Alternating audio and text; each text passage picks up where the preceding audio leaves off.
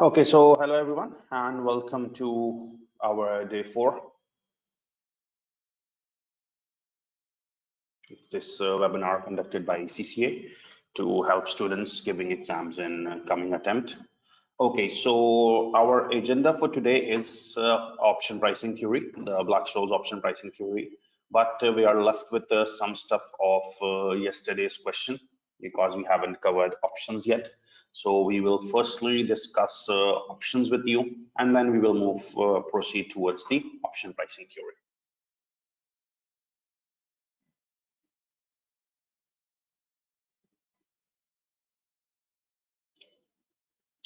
Okay, so yesterday we discussed 3 hedging techniques. The first hedging technique was FRA, forward rate agreement. The second hedging technique was futures, and the third hedging technique was interest rate options. So basically, in all techniques, the main basic thing was the rate fixation. Like in FRA, we used to fix a rate for a future transaction. Okay, in interest rate futures, we basically fix a rate, but the difference is standardization. And in interest rate options, it's again rate fixation, but we only get a right, not an obligation. Okay, how to deal with FRAs, interest rate futures, and interest rate options? We were told that forward rate agreement involves actual return on deposit or cost of borrowing. It was very easy. The amount into rate of interest into time period over 12. Then add or less benefit or loss due to FRA, the rate which you are getting in the market and the rate of FRA difference to amount to time period over 12. It was a big decision on deciding whether it's a gain or a loss, and then it should be added or deducted. Obviously, in case of deposit, if you booked a rate at 4.82 and market rates became 4.5, you got a benefit. It increases return, so add it, else deduct it. Okay. Then we move towards interest rate options, which was a bit tricky. Interest rate futures, sorry. I told you that in interest rate futures, the borrowing strategy is sell now, buy later, and the deposit strategy is buy now, sell later. Okay. So basically, it was a format that you need to find number of contracts, borrowed or deposit amount over contract size into time period over 3. Then the basis rate, spot minus LIBOR less futures price, then unused basis, then future closeout price, then tick. And finally, outcome of hedge in case of increase and decrease. The first thing is the same, actual cost of borrowing or return on deposit, amount into rate of interest into time period over 12, then gain or loss due to futures. Now difference in futures contract price and the closeout price you have got into spot into number of contracts into tick, you get net benefit or cost. And finally, you have to find the effective interest rate. Now remember, as far as options is concerned, the format was easy. In case of borrowing, we take put option. In case of deposit, we take call option. Okay. So the reason behind that was in borrowing, I told you sell now, buy later. So sell now, put, while in deposit, buy now, sell later. So call. Okay. You have to make 2 columns, LIBOR increase and decrease, exercise price, futures closeout price. You get it from futures, exercise yes, no, gain in basis points if yes, total gain, then actual cost of borrowing or return on deposit, and premium payable. That's premium into spot into contracts into tick, and you get net cost of return and convert it into effective rate.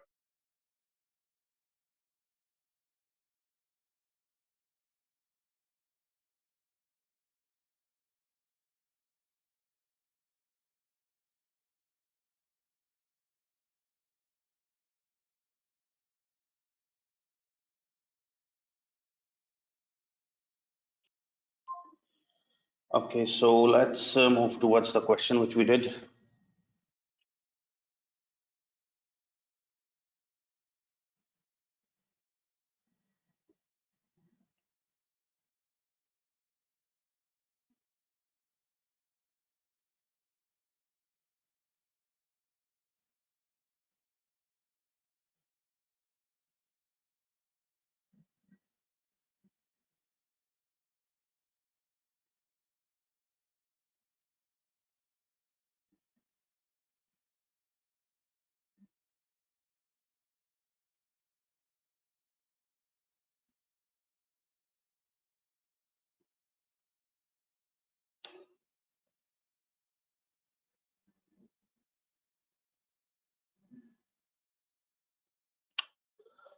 So just for your guidance, a quick reference that in Avan company, it was planning to receive 48 million on 1st Feb, which will be invested. That means deposited till 1st June. And there was uncertainty, interest rates could increase or decrease by 0.9%.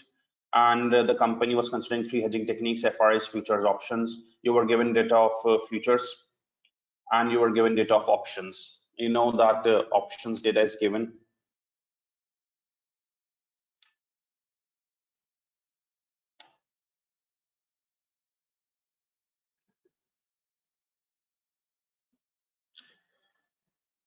So in options, there are two strike prices or two exercise prices. Okay, the two exercise prices are 94.5 and 95. We have to use both. You are given December, March, June call options, December, March, June put options. The figures in between are the premiums, but remember, only one column is relevant.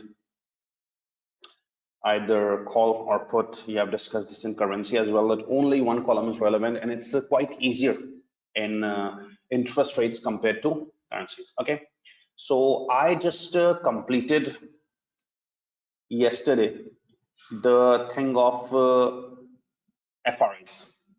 That in FRAs it was 3-7. Before starting the question, you were firstly informed that you need to write 5 things from the question to be able to get a complete understanding regarding this thing. So what were those 5 things? I told you the first thing was today's date, then borrowing or deposit date, and till when borrowing or deposit, that is the ending date, and what was the case, it was of borrowing or it was of deposit, and finally the option or future, which option or future will you take. Okay, so we noted that today's date was 1st November given. We plan to borrow or deposit on what date? It was 1st Feb. And till when? Till 1st June. Okay, so I told that today is 1st November and we plan to deposit after 3 months on 1st Feb for 4 months. So it's 3-7, the relevant FRA. Okay, then we wrote the actual cost of borrowing or return on deposit. It was 48 million into interest rate. If it increases 0.9, decreases 0.9 into 4 months over 12. And then we discussed the gain or loss due to FRA. Okay, so basically we took the difference in rates, what you get, 4.89, sorry, 4.99 versus 4.82 into amount into 4 over 12. So both options should give the same answer. Okay, that's in FRAs. Then futures, we found the number of contracts. Step 1 was easy. Then basis, spot minus the interbank rate, less futures price. Which futures price? You will take March futures because you wanted to borrow a deposit on 1st Feb. Then the unused basis was a bit tricky. You took the basis risk to 1.15 into extra months. We wanted to deposit on 1st Feb. We needed a future of 1st Feb that we had to take of 30th March. So 2 extra months over total months from 1st November to 30th March 5. Then future closeout price in both cases, it was spot minus LIBOR, less unused basis than the tricks. And then finally, the outcome of hedge in both cases, if it's increasing or decreasing. So actual return on deposit was the same. Gain loss due to futures. So you took the difference in futures price that was given and futures closeout price. Apply the buy now sell later into spot into contracts and to take futures should also give the same answer in both cases. And then finally the effective rate to convert it into percentage. Okay. Now you should move towards options.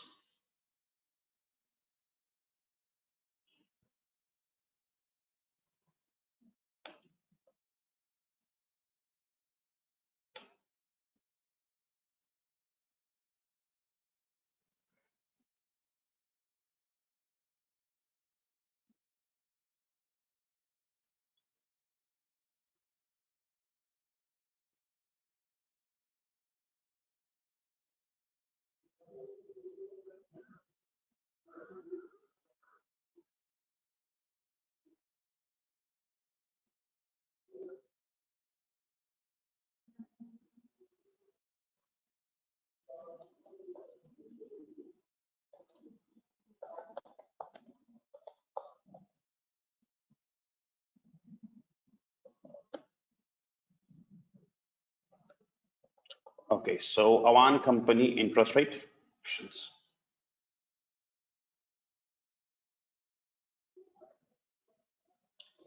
Okay, so I have told you interest rate options. Again, there are two things.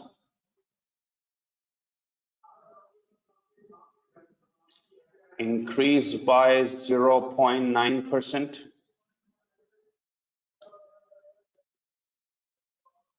And then decrease by 0.9%. Okay.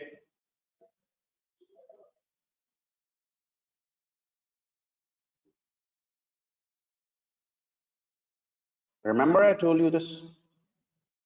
Case one, LIBOR increase, LIBOR decrease. So increase by 0.9, decrease by 0.9. Okay.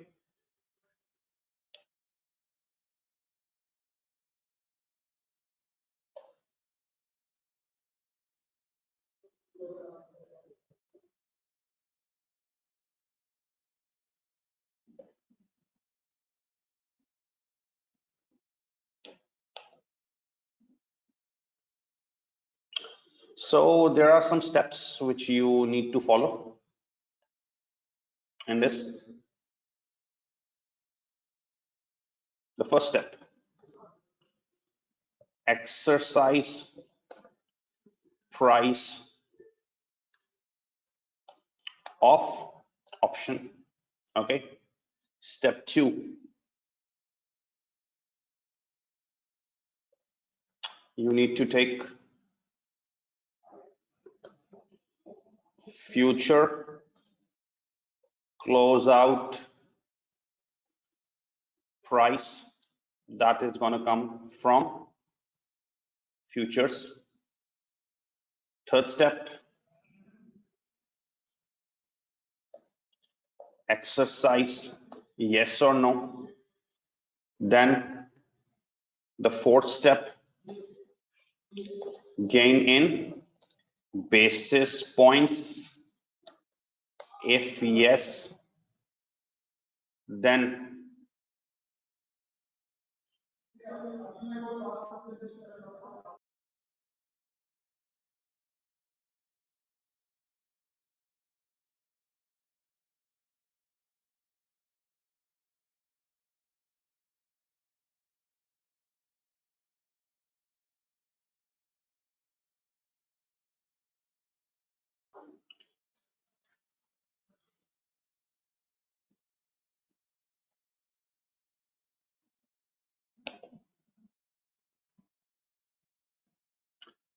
in fifth step, you need to write total gain.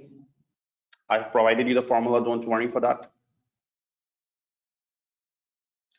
Then actual cost of borrowing or return on deposit. In that case, this was a deposit case, so actual return on deposit.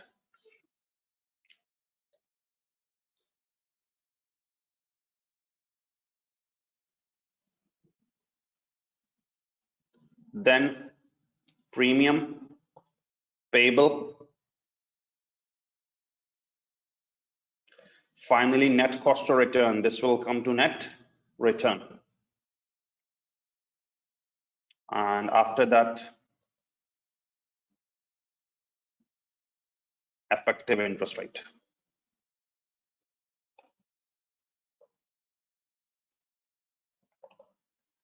Okay, so this was the format I told you yesterday.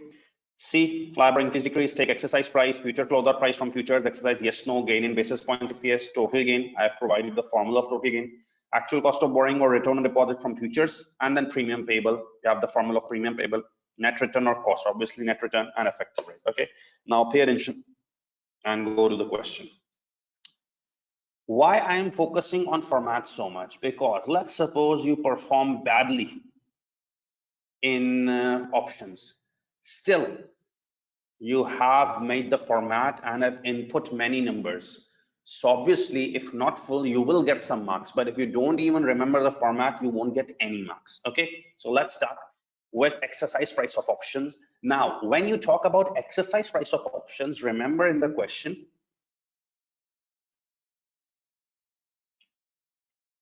There are two strike prices or two exercise prices given.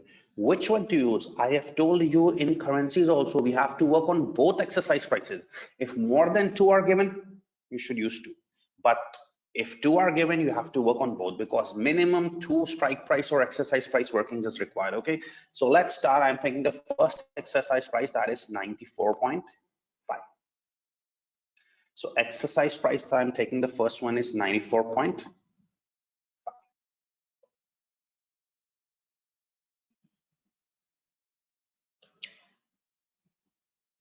I'm doing the first exercise price 94.5. Okay, now compare it with futures closeout price from futures.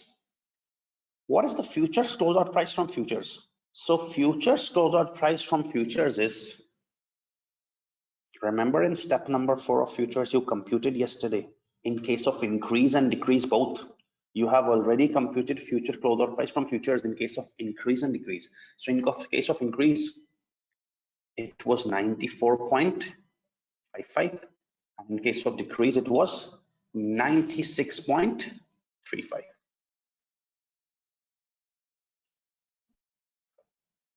Okay, so we have exercise price 94.5. Okay, future closeout price from futures in case of increase and in case of decrease. From where did this come?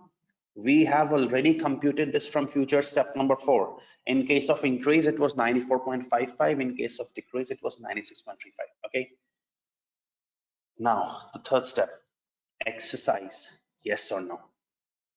You need to write yes or no.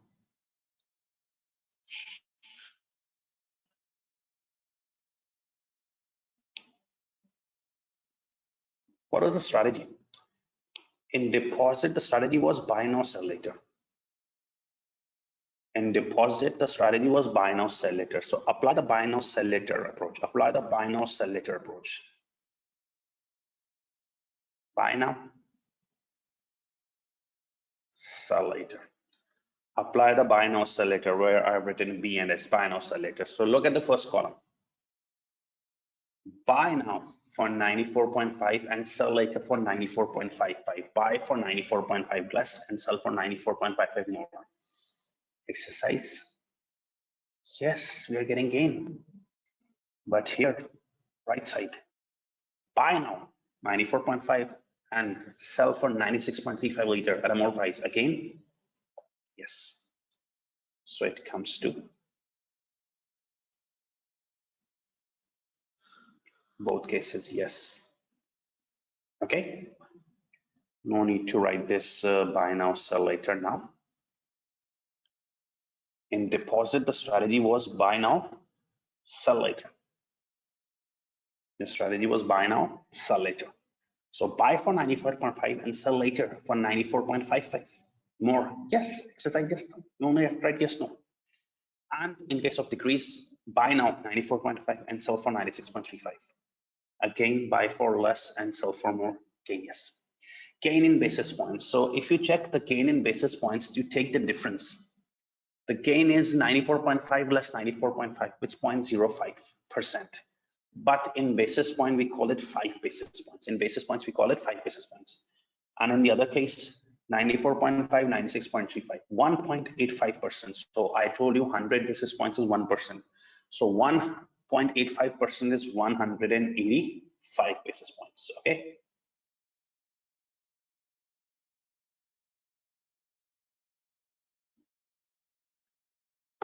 Any questions till now? I've done the half process, 4 stages. Only 4 stages are left.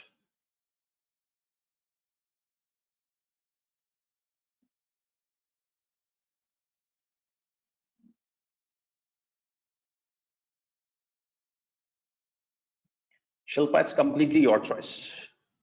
You can use any two. Yes, Abdul Wahab, you got it right.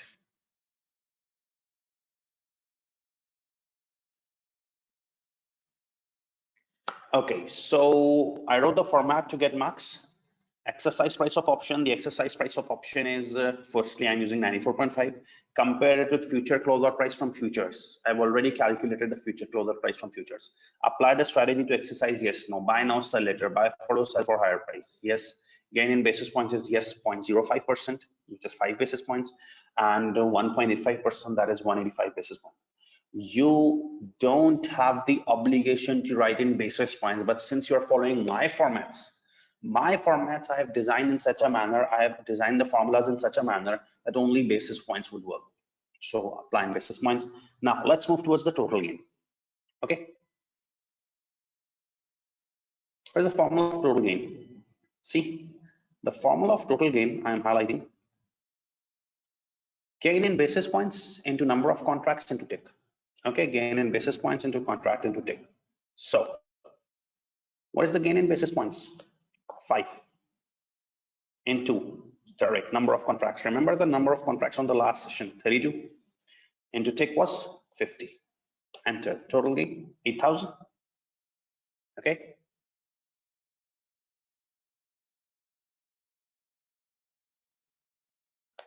equals to gain in basis points. What is the gain in basis points? 185. Number of contracts 32, tick 50. So gain in basis points into number of contract into tick, you get total gain 8,000 and 290, 6,000. Okay, that actual return on deposit or actual cost of borrowing, this comes from futures. The actual cost of borrowing or actual return on deposit from futures. You can also calculate it. I have told you amount. This was in FRV as well. This was in futures as well. This was in options as well. The actual return would be computed by taking amount into interest rate into time period over 12. We have computed it multiple times in both previous approaches. So in case of increase, it was 766,400. You can check. And in case of decrease, it was 478,400. Okay, this was the actual cost of borrowing or return on deposit.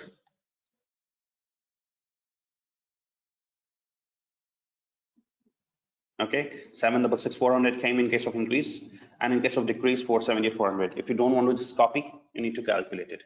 Return on deposit is amount 48 million into, if it increases by 0.99, becomes 4.99 into 4 over 12.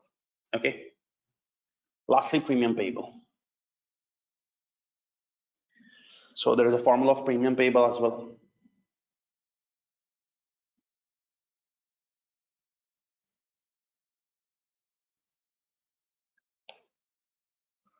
See, I'm highlighting.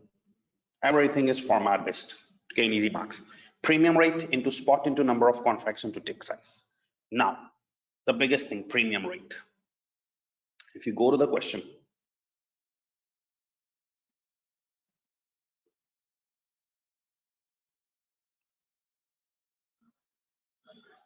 there are many premium rates given. See, at the 94.5 strike price, there are many premium rates given: 0.342, 0.432, 0.523, 0.090, 0.199, 0.271. I've told you multiple times, only one column is relevant in option. So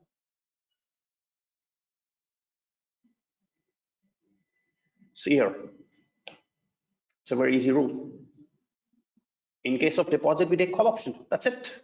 So in case of deposit, we are only going to take call option. All puts cancelled. In deposit, we take call option. And December margin, which option to take? We have already decided right at the starting of the question, where we noted the 5 things, that we will take March ones because we need to borrow a deposit at 1st Feb. So we will take future of March. Okay. So in deposit, we take call option, cancel all puts. And obviously, we have already decided that we will take March one. So what is the premium rate? 0.432. 0.432 is the premium rate. Okay. Into spot. Spot is always 100. Into number of contracts, 30. Into tick, 50. Let's apply here.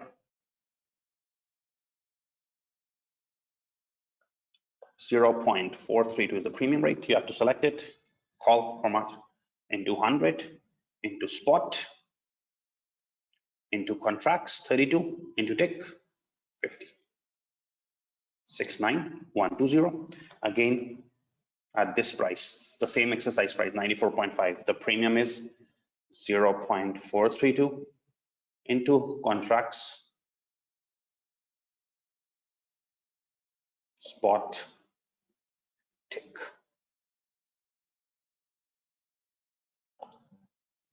Okay.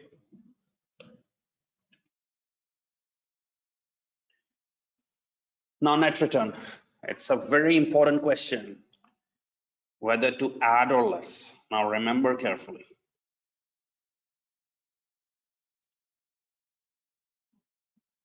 You have got gain. You have got gain. Okay. So, and you have actual return on deposit. So obviously gain will increase return. So add it. Gain will increase return. So add it. But you have to pay premium in options. So payment of premium will reduce our return. So deduct it.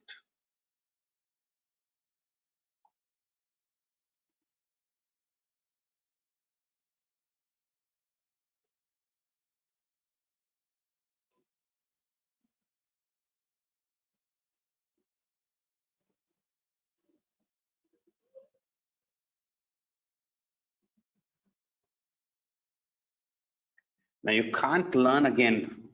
That's not rote learning. That gain will be added and premium will be deducted. No. Let's suppose you have a question of borrowing. You will get cost on borrowing. You will get actual cost on borrowing. So premium will increase cost. So you have to add premium in cost, and gain will reduce cost. So you have to deduct gain. It's completely logical. Here you have actual return on deposit. So premium payable will reduce our return, therefore deduct, but gain will increase our return, therefore add. But if you have actual cost on borrowing, the premium has to be paid. It will increase cost, so add it, and gain will reduce cost, deducted. Okay. Now net return, just take the sum of the last three cells, sum G9 to G11, these three sum 705280, J9 to J11, 705280. It's coming same. The answer of options can be different in both cases. In FRAs, both cases answers come same. In futures, both cases answers come same always. But in options, the answer of both cases can be different. Here it is coming same because both options were yes, yes. Had it been different, yes or no, so obviously the answer might have changed. So if the answer net return of your option varies, you don't have to worry. But if futures answer of both cases or the FRA answer of increase decrease cases varies, then you have to be worried. Okay. And you know the formula of effective rate. It's basically the net cost of return. So what is the net cost of return? G12 over 48 million, the amount of borrowing deposit, bracket closed, into 12 months over time period of borrowing. 4.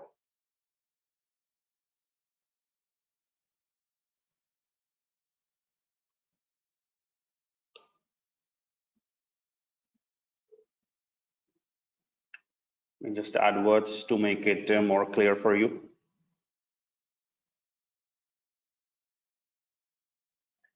408%.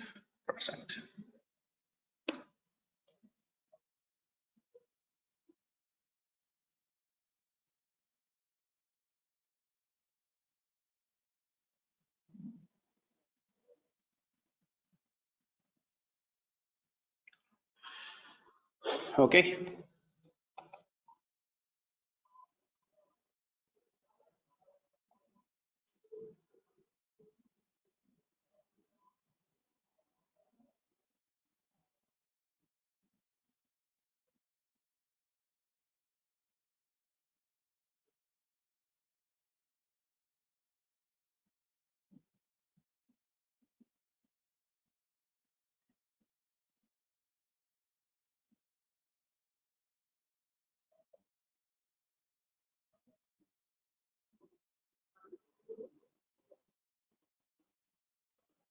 Okay, so we have got 4.408%, and you have got the answer in front of you. I've told you when answer of FRAs comes the same, it should be the same. If it's different in both cases, increase, decrease, you have to be right. Futures answer of both cases has to be the same. If it comes different, you have to be worried, but options can vary. If both cases are yes, yes, then only it will come the same. Okay, you need to copy this stuff, and I will just give you, I will take some questions, you can ask questions, and I would want you that the second exercise price is for you, the 95 one. You complete it yourself. I will just quickly do the solution here, and then we will end this. Okay.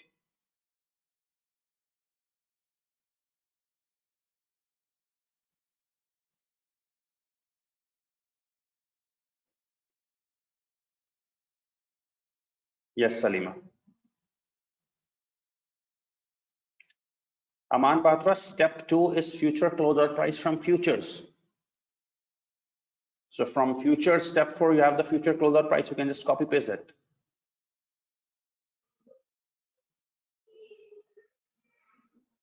50 is the tick. Ossipier premium was in cents and currency. Here, there is no chance of cents. That's in percentage. Evelyn, I told you that when we need to borrow or deposit on 1st Feb, we need future of 1st Feb.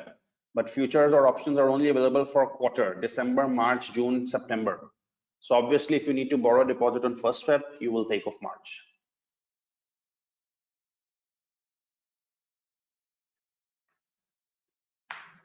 No, Diane, the first step is exercise price. In both columns, we have taken exercise price of 94.5.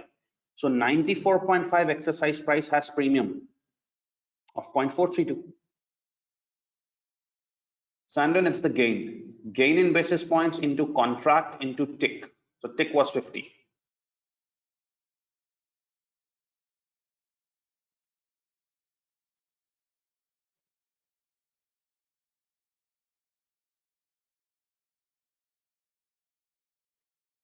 Aaron, I have to use both strike prices. I've just taken the first one. I will do the second one.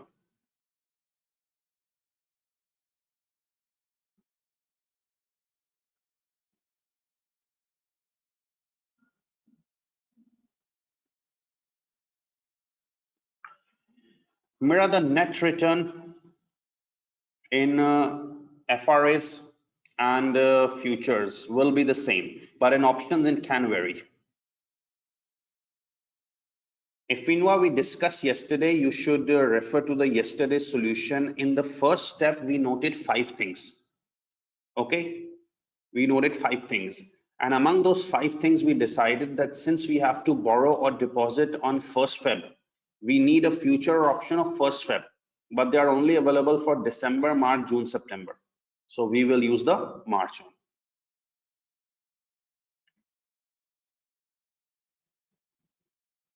Aman Batra, the formula of step 2 isn't here. It was in yesterday's class. Future closeout price came from futures. You need to go to futures technique, the last technique, step 4. From there, we are just copying the future closeout price. Fast premium can be added as well as deducted. You can't rote learn. Premium has to be paid. So if it's return, it reduces the return. Premium reduces the return, therefore deduct. However, if you have been given the question of cost on borrowing, so if there is a cost on borrowing, then premium increases cost, therefore add it. Kumari, you need to contact ACCA team. It's on YMU website. You have to take care of that. I can give you the last class lectures. Jacker, step 6 is just copy paste from futures. The actual return on deposit was present in futures. Step 6, we just copy pasted that. Faisal, we decided to exercise yes or no by taking the decision on our strategy. Our strategy is buy now, sell later. So buy for 94.5 and sell for 94.55 higher. That's game. That's exercise. Yes, Mira, you are right.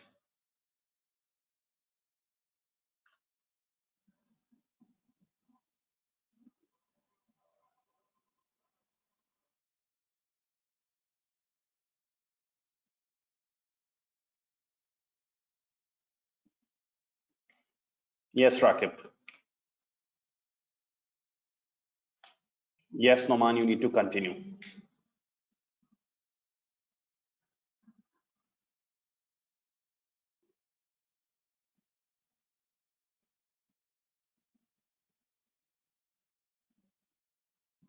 Usman, why don't you have the question? You should refer to the handouts tab, and they're all day work questions is present.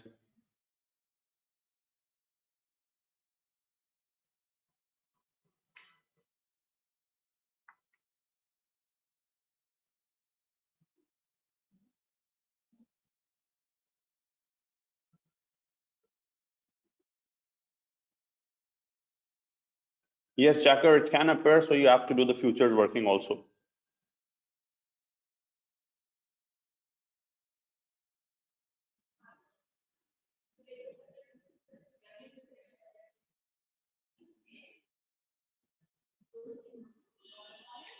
Kautilya, Sri Kautilya, we cannot comment on this, that what is the chance of that coming, what is the chance of that not coming. Everything is important. You have to be prepared with everything.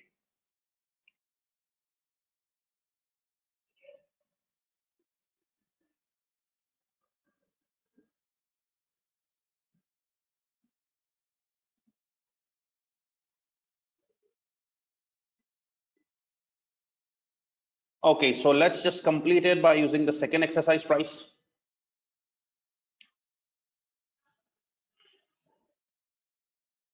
Second exercise price is 95. Okay. So just change it to 95. Same format, exercise price of option is 95.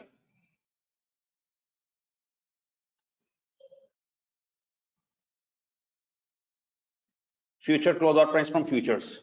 Step 2, that's already from futures, 94.55 in case of increase, 96.35 in case of decrease. Exercise, yes, no. So the strategy is buy now, sell later. Buy now 95 and sell later 94.55. Buy for higher 95 and sell for lower 94.55. Buy for higher 95 and sell for lower 94.55. Is it a loss? So no. But here, buy for 95 and sell for 96.35. Buy for 95, sell for 96.35 higher. It's again. So yes, gain in basis points. If yes, there's no gain. And here the gain is 1.35%, 135 basis points. Okay, total gain. No total gain here because there is no gain. Here the total gain is gain in basis points 135 into contracts into tick. Okay.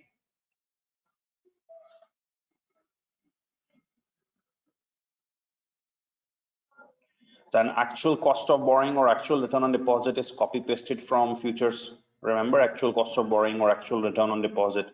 It's a return on deposit, so you just have to take it from here. In case of increase, we have already calculated. In case of decrease, we have already calculated 766,400 and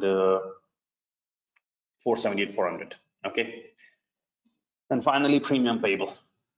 Okay. So if you need to take the premium payable, so premium is the premium rate into 100 spot into contracts into tick. Now premium rate. Which option to take? Call option. 95 price call option. And obviously in deposit we take call option. Okay. And which option we have taken? March. So March call option premium is 0.121 here.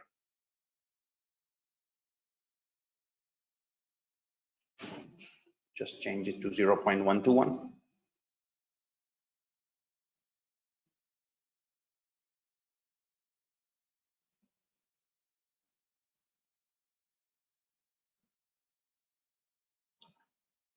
Add premium has to be paid, it reduces return, so deduct it, but gain increases return, so add it. You get the answer.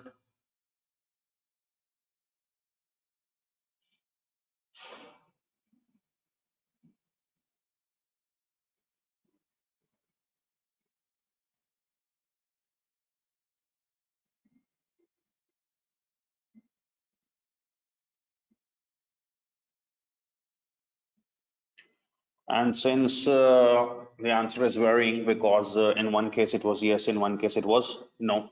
So the effective interest rates would be separate for both of them.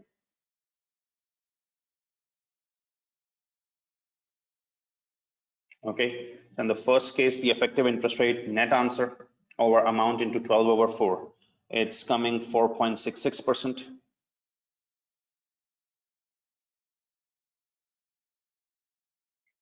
And in second, it's coming 4.219%.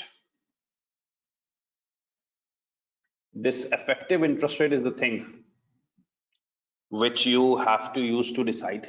Now, you have effective rates of all techniques. For FRA, we didn't compute it, but you can compute it. You have the formula. You need to compare effective rates of all techniques and which is the best one, which you should recommend. If it's a deposit case, in deposit, we select the technique offering highest effective rate. Obviously, in deposit, we want high rate. So in deposit, we will select the technique offering highest effective rate, whichever technique is offering the highest effective rate. But in case of borrowing, we will solve like this, and we will select the option giving lowest effective rate. So the main decision making indicator is effective interest rate. This ends our interest rate risk management and this question. You can ask any questions, and after that we can move towards the next. Yes, Blaine, you can write that one.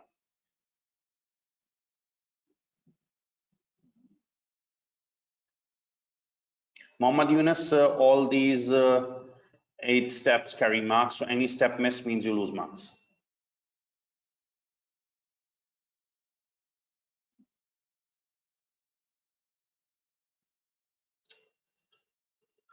The question asks you, I didn't add the premium, Sufyan, I deducted the premium. The question asks you that recommend the best technique. So obviously you will find the effective rates of all techniques, the FRAs, the futures and options. Okay, once you have the effective rates percentages, if the question is of borrowing, we will select the technique offering lowest effective rate, because in borrowing we want the rates to be low. But if the question is of deposit, we will again find the effective rates of all techniques, and in deposit we will select the technique offering highest effective rate.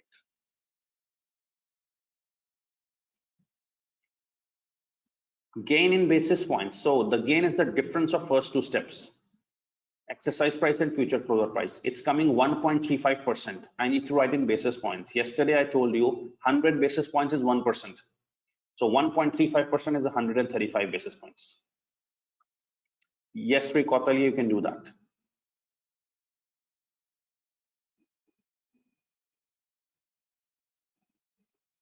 Shilpa, I will get back to you later on this. Yes, Usman, we can do it.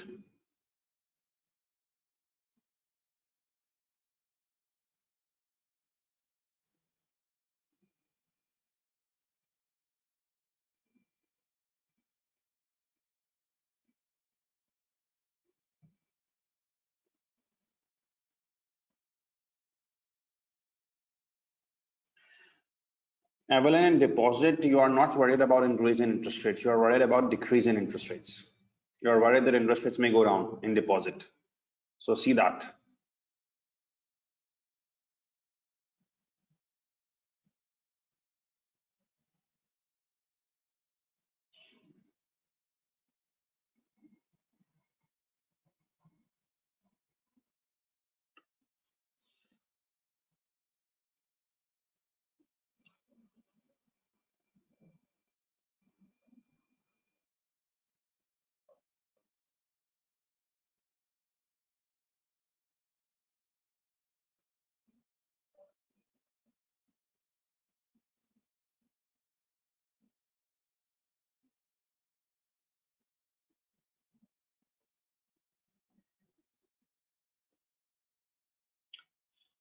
Okay, now our today's agenda is basically the option pricing theory.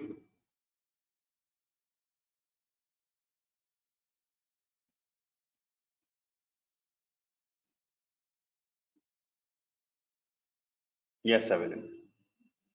In borrowing, you are worried about rates rising. In deposit, you are worried about rates falling.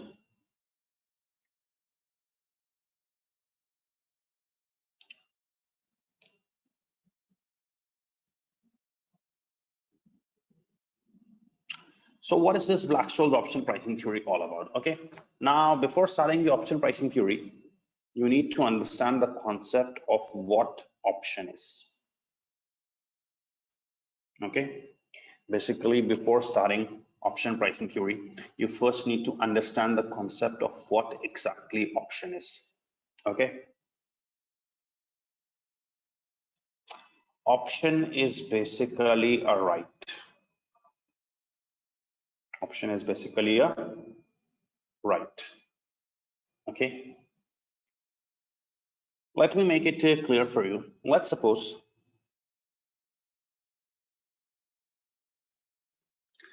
you are planning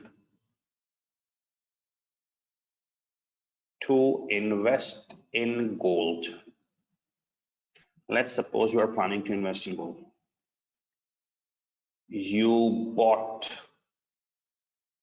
gold worth $500.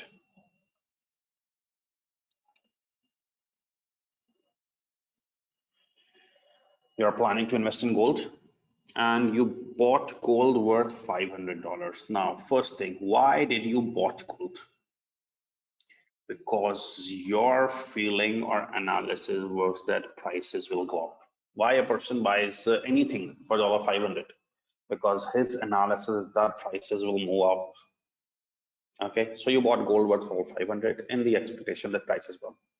Now, if prices go up, become $550, $580, you will enjoy gain. But let's suppose prices starts falling. You bought gold worth $500 in the anticipation that prices go up and you get gain. Let's suppose prices start falling. You will end up making loss. Okay. Similarly, let's suppose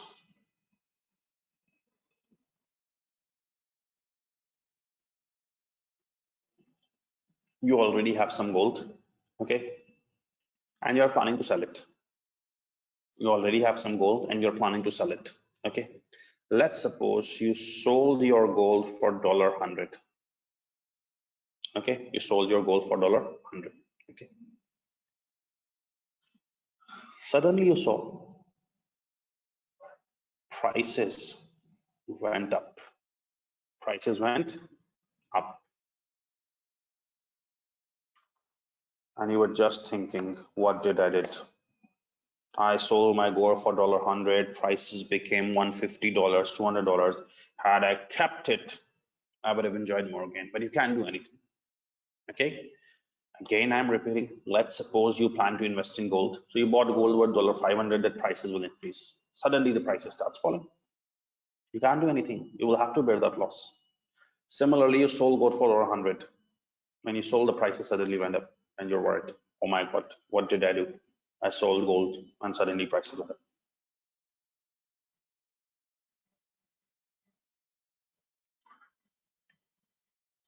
There is a market called options market, in which you can do one thing. You want to buy gold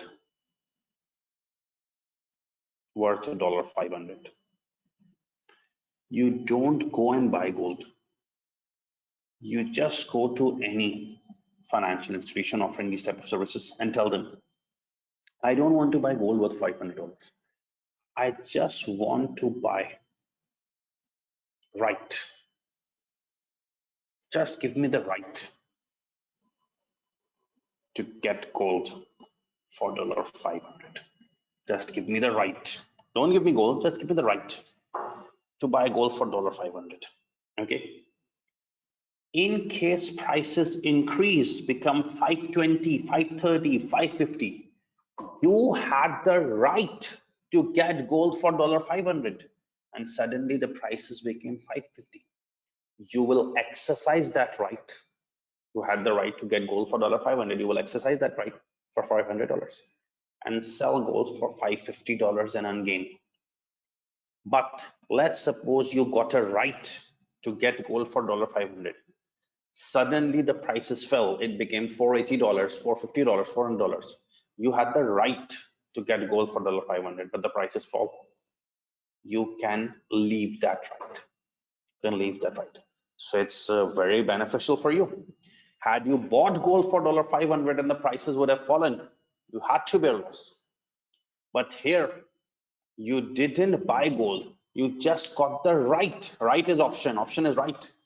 You just got the option, the right to get gold for $500 from a money changer or a gold dealer. You got the right to get gold for $500 in the anticipation that if prices will go up, become $600, I will exercise my right and get gold for $500 and sell it in the open market for $600 and ungain. But if the prices fell, I will wait my right. Okay, so this is very beneficial for you. So the person who is giving you this right, because you are getting safe in this, had you bought gold for $500 and the prices fall, you would have ended up making loss. Here you just got the right. If prices increase, exercise that right, get gold for 500, sell for 600 and then gain. And if the prices starts falling, leave that right. So the person offering you this right to make you safe won't give this right for free. He will charge you some premium to give you this deal. See how safe deal is it? If the prices go up, I will exercise it for $500 and sell in the open market and ungain. But if the prices go down, I will leave it. The person giving you this option or right won't give it to you for free. Will charge some premium. Okay. Similarly, let's suppose you had some gold and you sold it for $100 and prices went up and you were saying, oh, what did I do? If you have some gold, you should not sell that gold. There's an options market. You just get the right, take the right to sell gold for $5 or 100. Don't sell gold, just get the right commitment to sell gold for $100. Option to sell gold for $100. Now, if prices go up, become 200 or 300, what have you committed? Right to sell gold for 100, but now the gold is being sold for 400. Leave that right. But if the prices fell, became $80, $70, you have the right to sell gold for $100.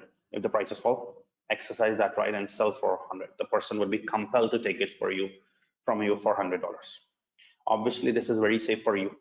You sold gold for $100 and the prices go up, you can't do anything.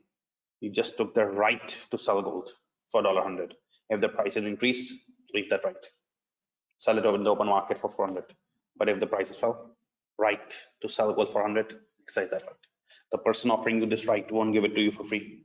He will charge some premium. Okay. This happens in crude oil markets as well. Let's suppose you bought crude oil for $40 and the prices went up, right? It's gain. Let's suppose you bought crude oil for $40 and the prices went down. It's sort of loss. Don't buy or sell crude oil. Get the right option. I took the right to buy crude oil at $40. If the prices go up, become $45, I will exercise that right to get for 40. Take it for 40, sell it for 45 and incur gain. But if the prices fall down, again 38, 35, I had the right to buy for 40, but now the prices are down, I will leave that right. The person offering you this right won't give it to you for free. He will charge some premium. Okay. Similarly, you sold crude oil and the prices went up. Oh, what did I do? You just take the right to sell crude oil for $40. If the prices go up, you can sell it for 50. Leave that right. And if the prices go down, exercise that right, sell it for 40. The person offering you this right to sell won't give it to you for free. You will charge some premium. So if you take the right to buy anything, we call it, you have taken call option. And if you take the right to sell anything, we say you have taken put option. Okay, no matter whether you take right to buy or right to sell, no one is going to give you this right for free. He will charge some premium. So what's the use of Black-Scholes option pricing theory? This premium will be computed through Black-Scholes model. Now the role of Black-Scholes model is just to compute the premium you need to pay to enter into option. Okay, any questions? Or you can copy some stuff if you want.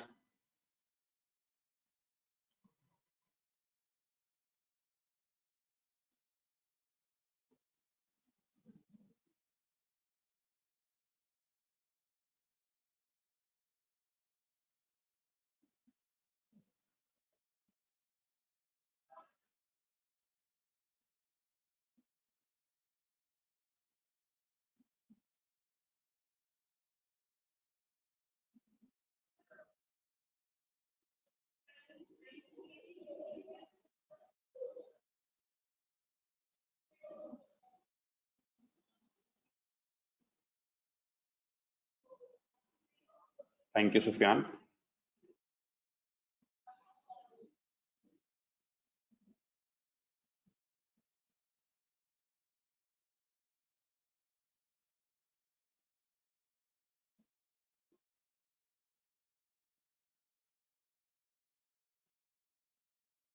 Yes, free Kautali, and do that. Yes, Salima, you are right.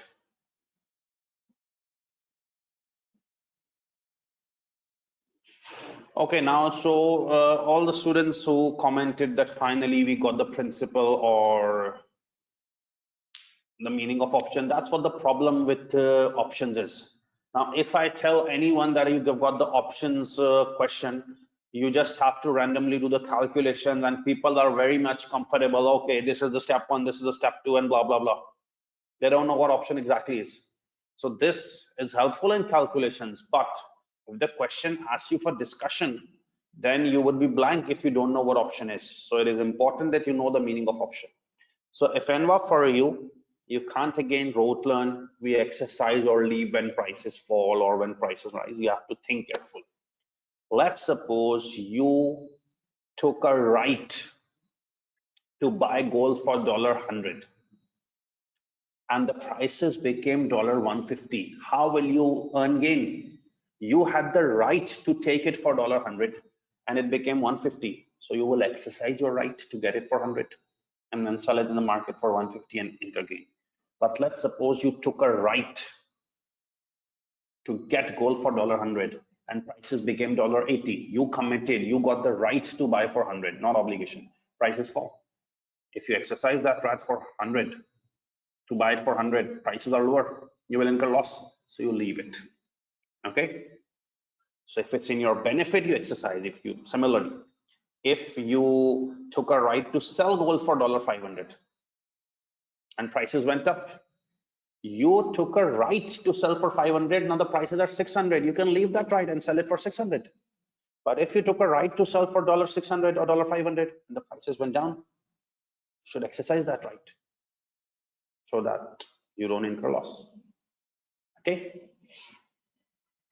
So the main purpose of BSOP, Black-Scholes option pricing theory, is to calculate the premium you need to pay to enter into option.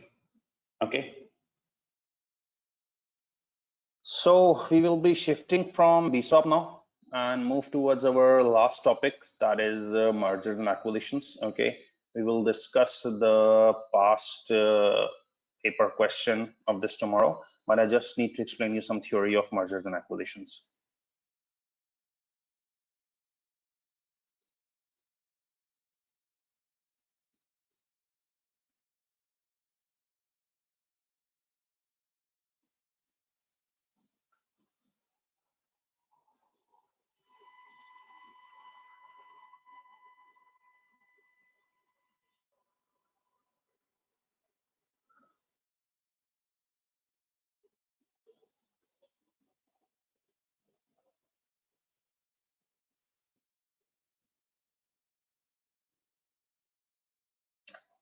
Okay, so as far as this mergers and acquisition is concerned, the main story of merger and acquisition is that there is a company, let's suppose A, it wants to acquire company B. Listen this theoretical stuff so that you get help with the past exam question, which I would be doing in our tomorrow session. The main story of mergers and acquisitions is that there is a company A, okay, and it wishes to acquire company B. There's a company A and it wishes to acquire company B. Please don't ask questions on WhatsApp group. I've told this multiple times that the question needs to be answered here.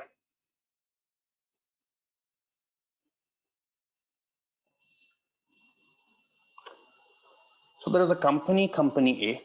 It wishes to acquire company B. Okay. So remember,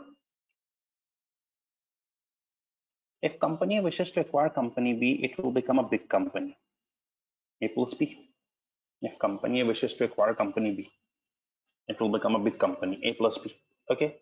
So people say if company A acquires company B, how will it acquire company B? Remember, company A would not acquire assets of company B. It would not acquire liabilities of company B. It would just acquire shares of company B from shareholder. Correct? It will just acquire shares, equity. Because once you get the shares, all assets and liabilities are yours. Remember? Assets. So capital, equity is assets minus liabilities. So once you get this capital, this equity, assets and liabilities are all yours.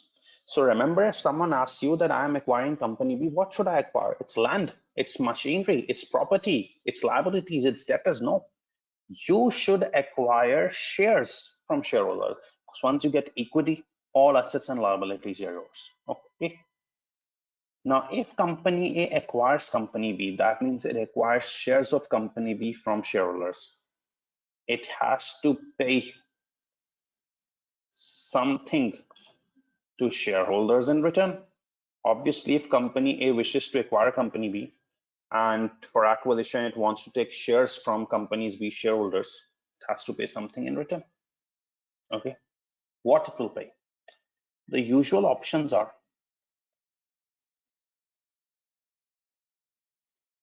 cash offer, share for share exchange,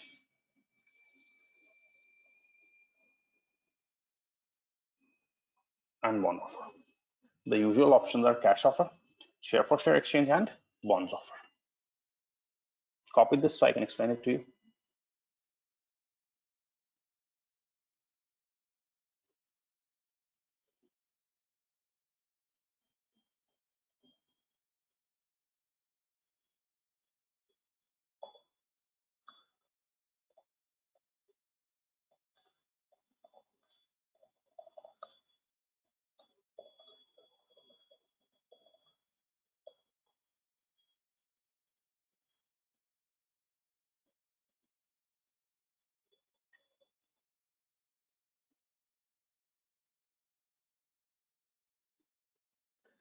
Okay, so whenever company A wishes to acquire company B, first thing to note is it will acquire shares.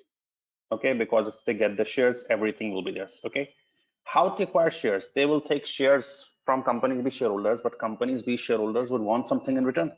So what are the usual options? Sometimes company A acquires shares of company B from shareholders by a cash offer. What is cash offer? Give them cash. Take shares, give them cash. Okay. Sometimes company A wishes to acquire company B, take shares from shareholders, not by a cash, but by a share for share exchange. What is a share for share exchange? Take the shares, take their shares, and give them shares of the new combined company in return. This is called share for share exchange. Okay. And the third offer is called bond offer. Okay. You take the shares of company B's from its shareholders and give them bonds, interest-bearing instruments in return.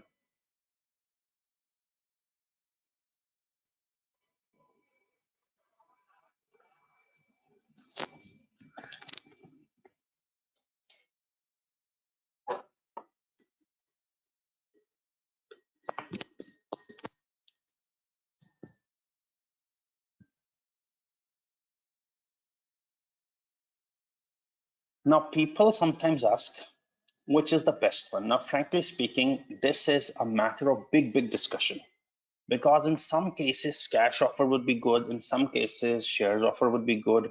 And in some cases, bond offer would be good. Okay. So when you take shares of company B from its shareholders and give them cash, this is called a cash offer. When you take shares from company B shareholders and give them shares in return of the new company. This is called share for share exchange. There is a ratio set in that. And when you take shares from companies B shareholders and give them bonds interest bearing, this is called a bond offer. It entirely depends on the corresponding party. Sometimes there are some shareholders who wish cash against their money. They give shares and take cash over. Some want to remain in the company, so they ask for shares in return. And some who want interest, capital protection, they are given bonds and they regularly get interest. However, if you take bond offer, obviously you won't have any rights in the company's ownership for future. Okay.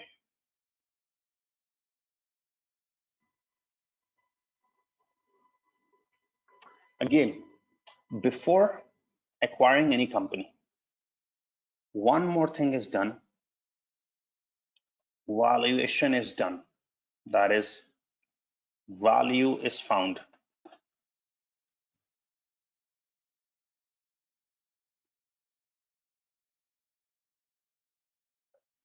For that company. Okay. Once valuation is done, obviously valuation means finding value.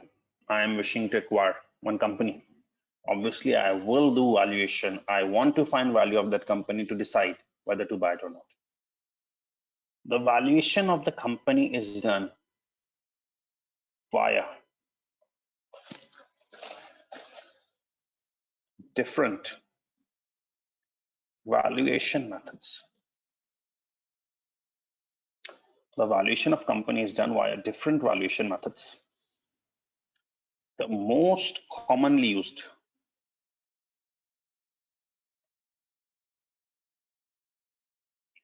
is FCF, free cash flow method. Okay, I will explain you this method today so that we can do question properly in future classes. Okay, so whenever I want to acquire a company, I will acquire the shares. Again, shares I will sometimes pay cash, sometimes shares, and sometimes bonds. Okay, it entirely depends on the shareholders what they want to. When I will acquire any company, I will find the value of that company. Valuation is done, and the most common valuation method is called free cash flow method. Okay, any questions up till now?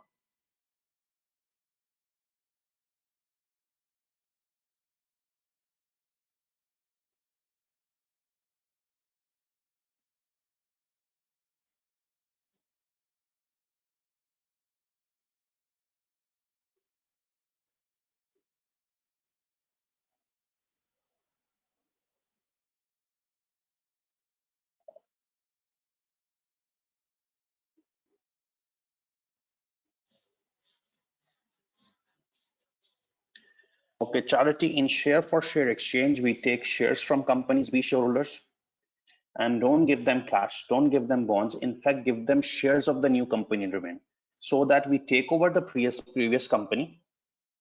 We take over the previous company and the shareholding is finished, but now they're adjusted in the new company by giving them some shares of that new company.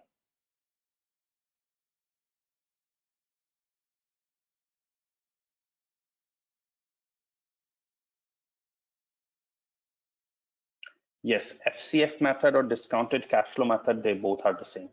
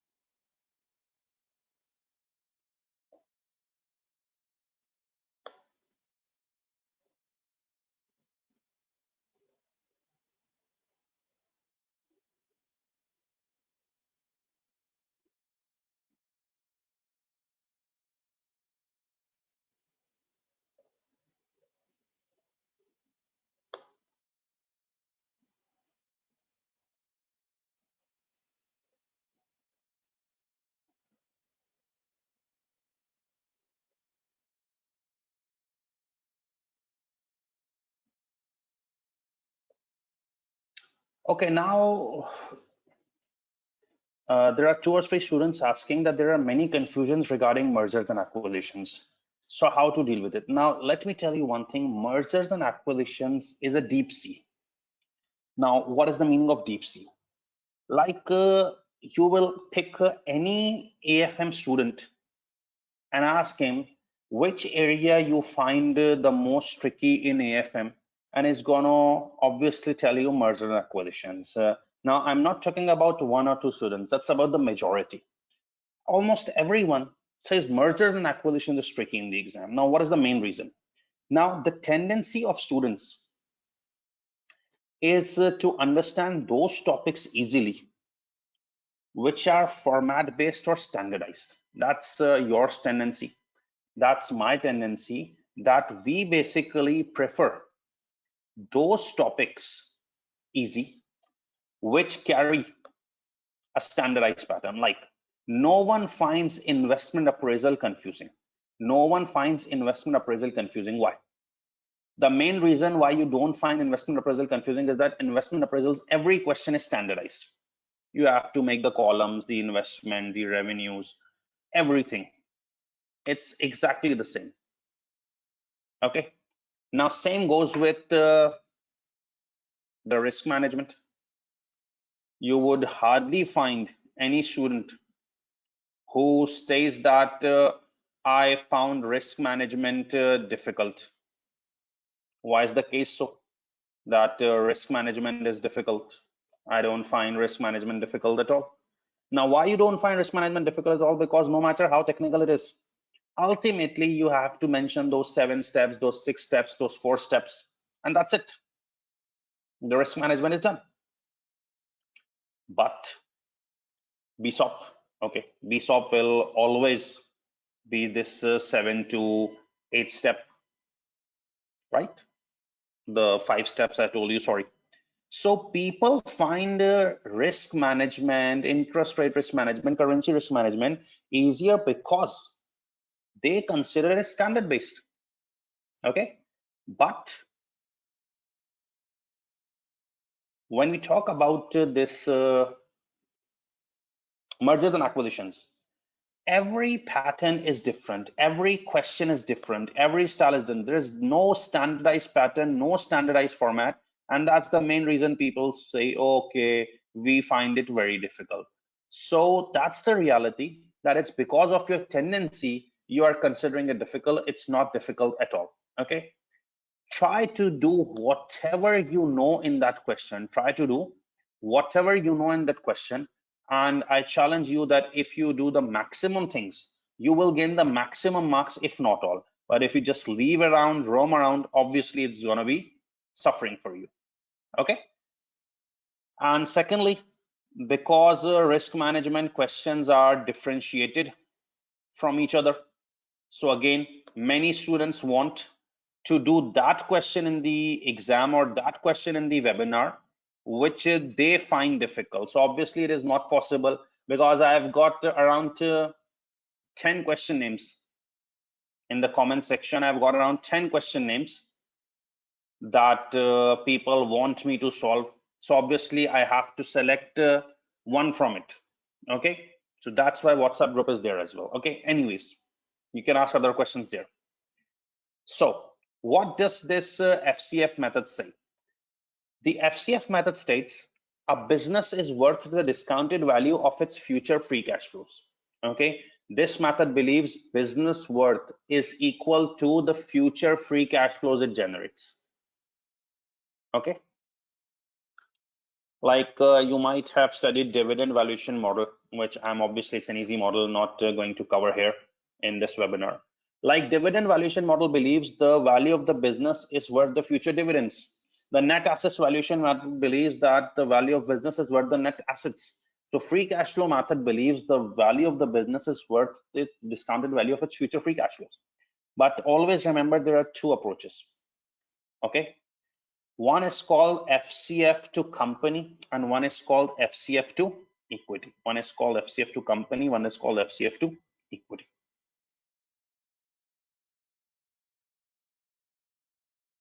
One method is called FCF2 company and one is called FCF2 equity. Okay. Now, what is the difference? Please pay attention.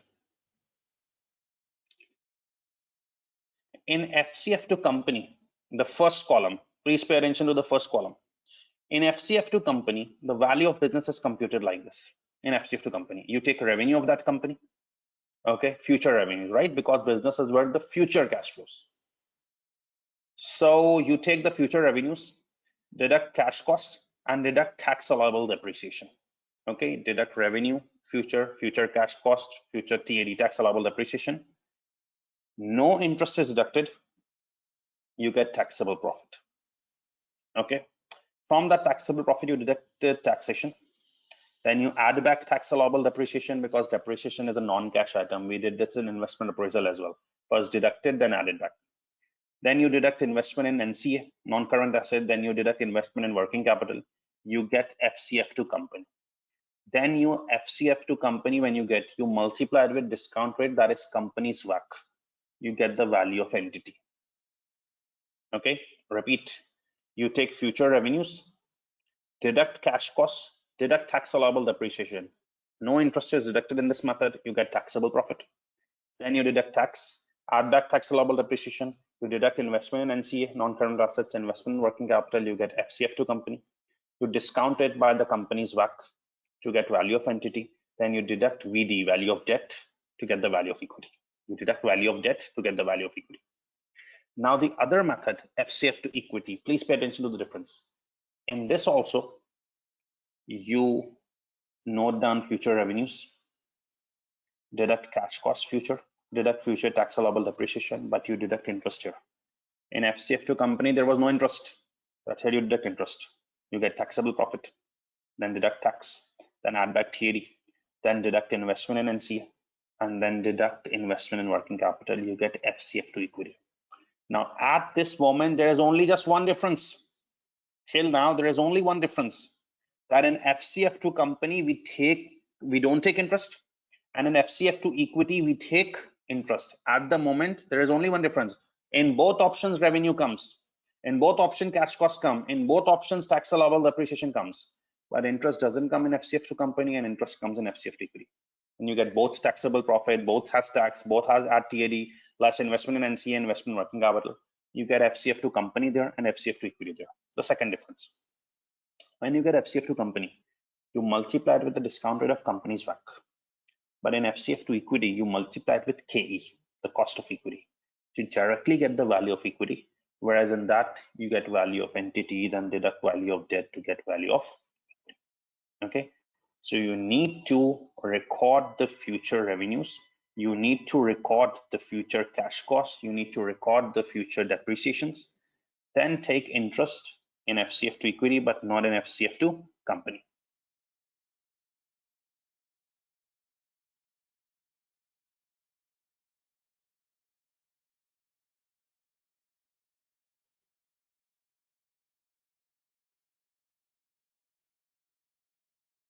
Sorry. So there are two differences. The first difference is you take future revenues in both, future cash costs, future depreciation. In one case, FCF2 company interest doesn't come, but in FCF2 equity interest comes. You get taxable profit, pay tax, add back TAD, less investment in NCA, investment in working capital. You get FCF2 company and FCF2 equity, discounted by company's WACC, discounted by K to get value of entity, deduct value of debt to get value of equity, and their only value of equity. Okay, any questions on this, please ask. Things will be more clear when you give the question. Yes, Sufyan, I can share.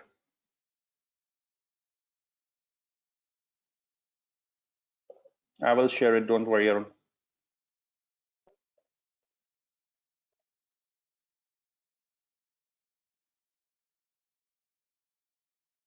Value of entity means the whole entity's value, including debt.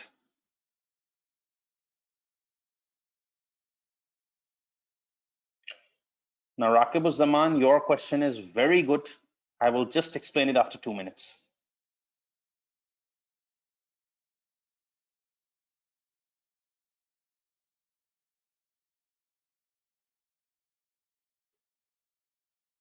Obviously, there are other methods as well, like the net access valuation method, which believes entities value is based on assets, dividend valuation, which believes entities values is based on dividends. Okay. But FCF method, it believes, is the most lengthy and most commonly used and most commonly tested method that value depends on future cash flows. Okay. Now, the first good question from Rakibun's Zaman, when we will use which one? Now, I have two answers for this and you need to listen both of them. The first answer. The question sometimes clearly mentions that find the value through FCF to company method. And sometimes it states find value to FCF to equity method. So you are very much clear that when the question asks FCF to company, use FCF to company. When the question asks FCF to equity, use FCF to equity. Sometimes it doesn't mention, only says FCF method. You are worried which method to apply. It's very easy. If WACC is given, you can't apply FCF to equity. You have to apply FCF to company. Okay. But if you are given KE, WACC is not given, you can apply FCF to equity only. Okay, so this is the tip. If the question asks FCF to company, easy, use FCF to company. If the question asks FCF to equity, use FCF to equity. But if the question says FCF method, then you need to think that if WACC is given, WACC comes in FCF to company format, you can use FCF to company. But if KE is given, it comes in FCF to equity. Okay. Second good question from Adarito. What is the reason behind deduction of interest? Okay. Now, a good question is why interest is being deducted and why interest is not being deducted. Now, listen carefully. Interest is always included in WACC. Interest is always included in WACC. Since in FCF to company, you are using WACC. Since in FCF to company, you are using WACC. So if we include interest above as well and we are taking WACC as well, interest would come two times. So since interest is already included in WACC and you are using WACC, no need to record interest. But in FCF to equity, you are not using WACC. You are only using KE. Interest is not included in that. So you need to deduct interest.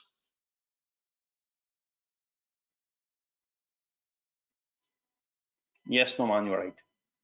Safwan, I haven't seen a question where both is given in the question, but if both are given, then it's clearly mentioned by the examiner that either use FCF to company or equity.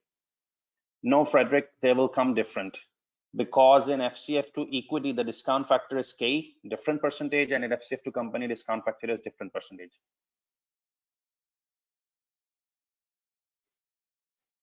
As when I told you, the exam question will always tell you use FCF to company or FCF to equity. If it just states FCF, now you should decide whether to apply FCF to company or equity. If WACC is given, FCF to company. If K is given, then FCF to equity.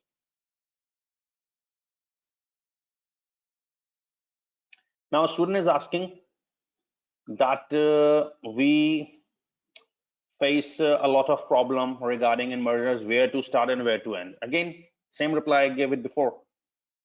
Don't worry about where to start, where to end. You know what things to calculate. Like if the question is asking that find the value or whether this acquisition will proceed, and you see the data of FCF is given, you have to apply FCF method. No matter where to start, where do you end, gain maximum marks, because once a student thinks that he has complete command on that question, full marks. But if the student says that I don't know where to start, where to end, then at least take maximum marks. If FCF data is present and you are unable to get the requirement, at least find FCF valuation. You will get majority marks through there. Yes, Shilpa, it's market value.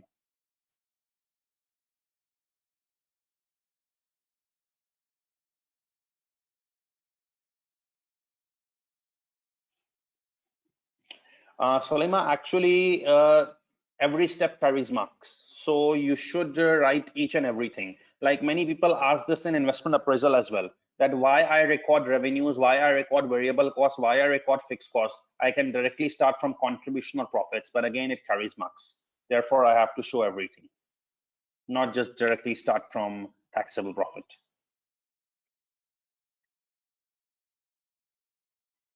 Remember one more thing, the definition. A business is worth the discounted value of future free cash flows. Look at the definition. The business value is the value of its future free cash flows, not the current free cash flows. So make sure you calculate this FCF format, but you have to take future cash flows, not the current cash flows.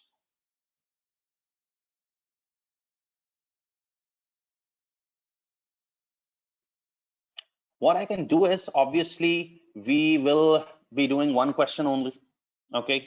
But I just told I have got requests of 12 questions with different names. Please do this question, please do this question. Obviously, only one will be selected, but I will give you some good questions of mergers and acquisitions in tomorrow's session, so that you can at least do that questions, will help you a lot. Alan Frederick, as far as WACC is concerned, WACC, we have seen some questions, WACC is given, and there are also some questions in which WACC has to be calculated. Obviously, WACC working carries separate marks. Okay, so I think that's it for today. If you have any more questions, you can ask, but we will finally meet tomorrow and do the past paper question practice for it.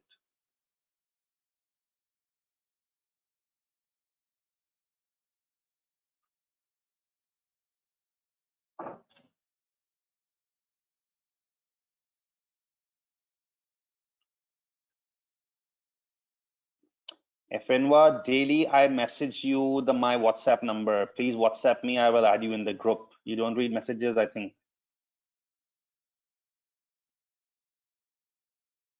Okay, then I will add you. Don't worry.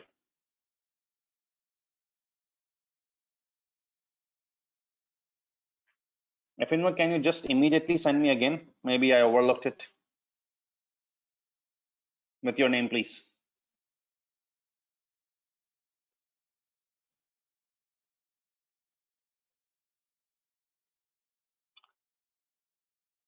You just please drop me a text immediately. I will share you the group link. If Inva, I'm talking to you specifically. Thank you.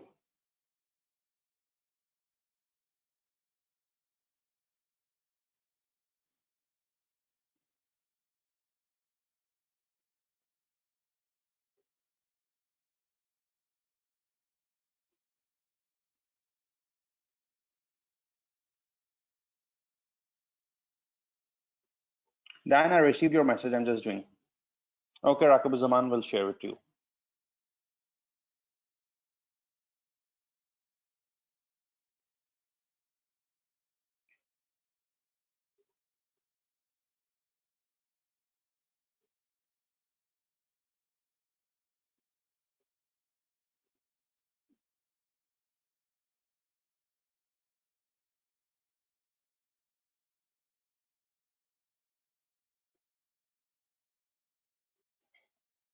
If Inva, I haven't received any of your texts, so let me add you through